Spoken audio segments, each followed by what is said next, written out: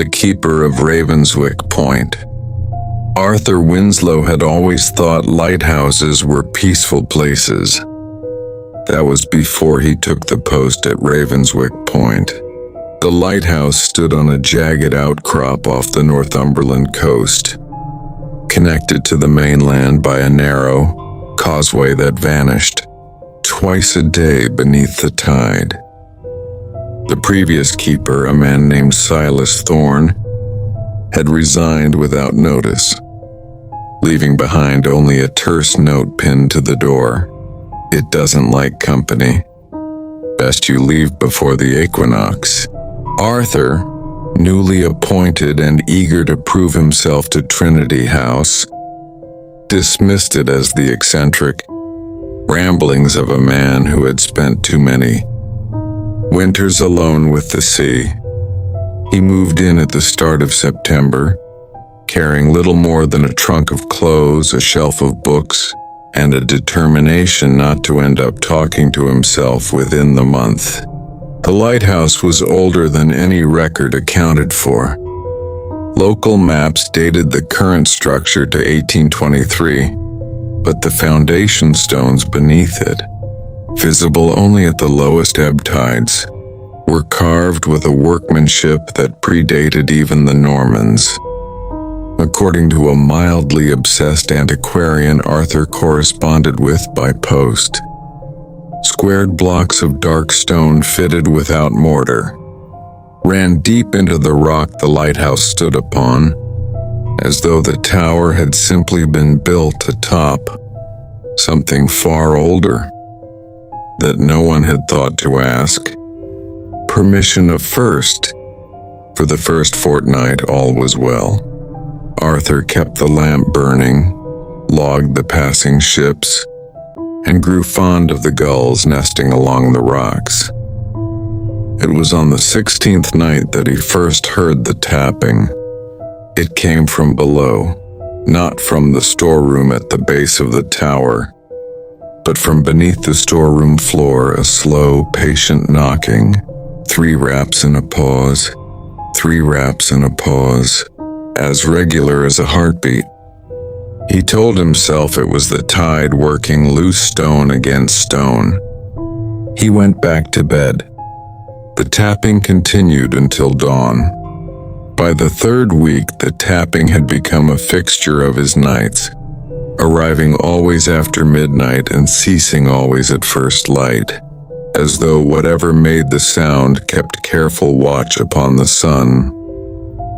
Arthur wrote to Silas Thorne, at the last known address left in the lighthouse records, a cottage in Berwick, and received 10 days later a reply so cramped and hurried that he had to read it 3 times to make sense of the hand. You have heard it then. I am sorry for you.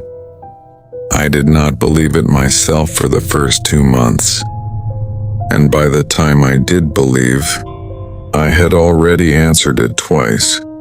That is the mistake you must not make, Winslow. Do not answer the knocking. Do not go down to the storeroom floor. There is a stone there, set slightly proud of its neighbors.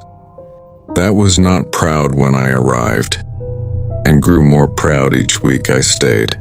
I do not know what lies beneath it, and I thank God daily that I left before I found out.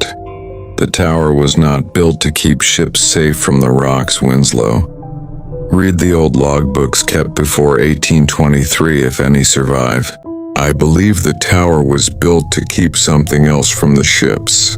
Arthur searched the tower's small archive and found, tucked behind a shelf of tide tables, a logbook far older than the rest, its leather cover gone soft and green with damp, dated 1741.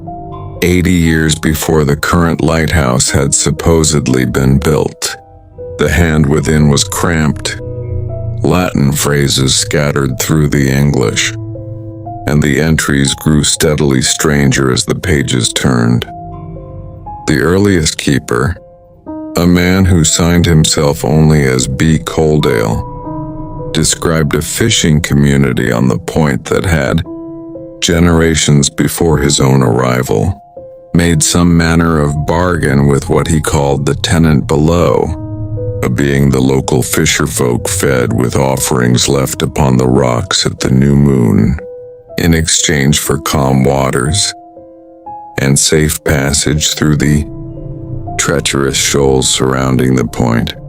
The lighthouse, Coaldale wrote, had not been built merely to warn ships of rocks, but to stand sentinel over a sealing stone the old community had set in place when they finally tired of the bargain and sought to close the arrangement for good, a stone the keeper's sworn duty was to keep undisturbed, and beneath it, in Coaldale's careful words, a thing that remembers every debt owed it, and counts the years like a patient creditor.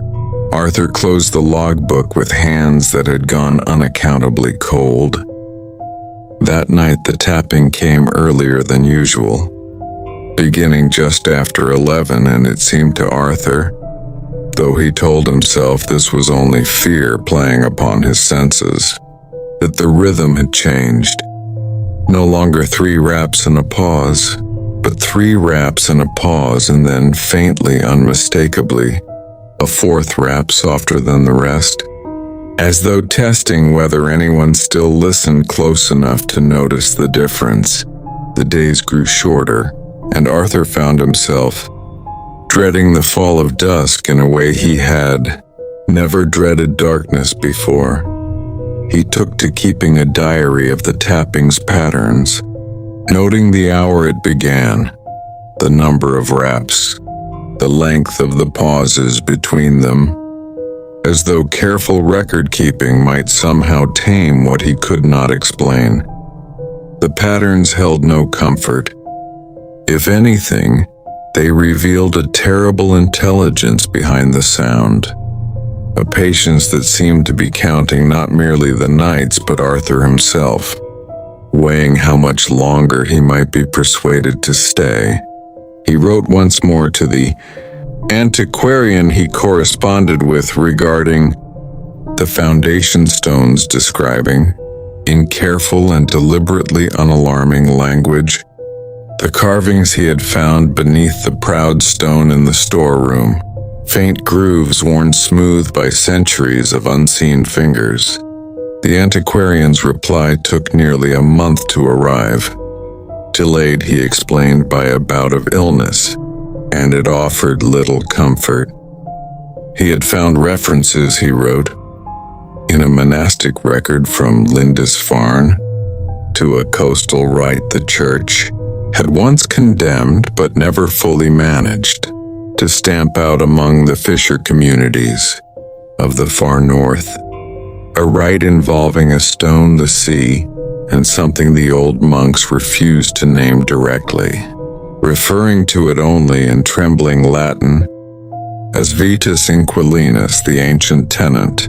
Arthur read the letter 3 times by lamplight, then burned it in the grate, though he could not afterwards say why the act had felt necessary, only that it had, and that some fraction of dread had eased in him as the paper curled black, and the words were lost to smoke. He did not sleep. He sat in the lamp room until dawn, watching the beam sweep its slow arc across black water, and told himself that daylight would restore his sense. It did not. If anything, daylight showed him what darkness had hidden, a fine crack, hairline thin, running now across the storeroom floor directly beneath the proud stone Thorn had warned him of, a crack that had not been there. Arthur was nearly certain the week before. He wrote again to Thorn, a desperate, rambling letter begging for more particulars, for anything that might tell him how the arrangement had once been kept, how the debt Coaldale spoke of might be paid without answering whatever waited below. The reply, when it came a fortnight later, was shorter than the last and colder. There is no paying it, Winslow, only postponing it. The old families kept it waiting with offerings. I do not know what Coaldale's book does not say, and I did not care to guess. I kept it waiting the only way I found. I never, not once in 4 years, went down to that storeroom after dark, and I never, not once, answered the knock.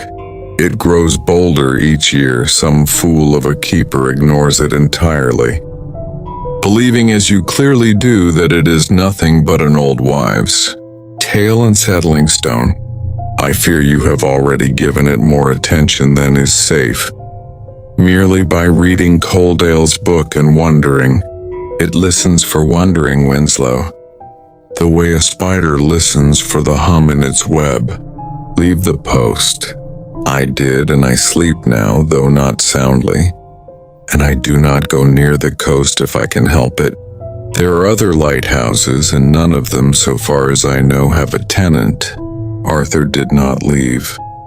Pride or foolishness, or simple disbelief that any of it could be truly happening to a rational man in the 20th century, kept him at his post through October and into the dark heart of November. Though the tapping grew nightly louder, and the crack in the storeroom floor spread, hairline to finger's width, and the fourth rap became a fifth, there were nights, too, when Arthur convinced himself the whole affair was nothing more than a cruel inheritance of loneliness, that any man left alone long enough on a rock in the sea would begin to hear patterns in the tide, meaning in the wind, faces in the grain of old wood. He clung to this explanation as a drowning man clings to driftwood, turning it over each morning in the gray light, only to watch it dissolve again each night when the first rap sounded. Precise and deliberate, utterly unlike the careless rhythm of wind or water.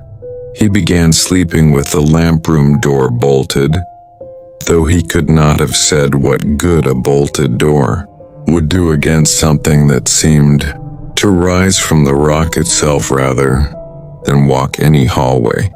It was habit more than protection, a small ritual of control in a situation that offered him none, and he found himself performing it each evening with the solemnity of a man saying a prayer he no longer entirely believed in but dared not stop reciting all the same.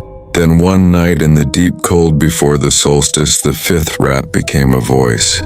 It did not speak in words Arthur could afterward transcribe with any confidence, save that it knew his name and said it kindly, the way one might greet an old and expected friend, and it asked him, so reasonably, so patiently, that he found his hand already reaching for the storeroom door before some last surviving fragment of sense hauled him back, whether he had come at last to renew the old arrangement. He did not go down. He sat instead at his writing desk with every lamp in the tower burning and wrote, with a steadiness that surprised him, his resignation to Trinity House, effective immediately, citing ill health, and left Ravenswick Point on the morning tide before the causeway had even fully cleared, wading the last stretch through knee-deep water rather than wait 1 hour longer than he had to. The lighthouse still stands. Trinity House records show 11 keepers assigned to Ravenswick Point in the past 40 years. None has stayed longer than 5 months. The official explanation, filed each time in the same dry administrative language, cites isolation, poor conditions, and the general unsuitability of certain men for solitary coastal postings. Arthur Winslow, for his part, now lives inland, as far from any coastline as his modest income allows, and keeps beside his bed a small brass bell that he rings once each night before sleeping, not from any explained superstition, he tells the few friends who ask, but simply because the silence afterward, the true and certain silence that follows, lets him know that nothing beneath his floor is listening back. He has never returned to Northumberland. He does not intend to, but he keeps Coaldale's old logbook still, locked in a drawer he does not open, because he has never quite been able to bring himself to burn it, and because some nights, when the wind is high and the house creaks in a particular way, he finds himself wondering, against every wish to the contrary, exactly what offering the old families once left upon those rocks, and whether the tenant below has simply grown tired, after 2 centuries of patient waiting, of accepting anything less than a keeper himself. If you enjoyed this story, do subscribe. More dark tales are waiting for you in the shadows.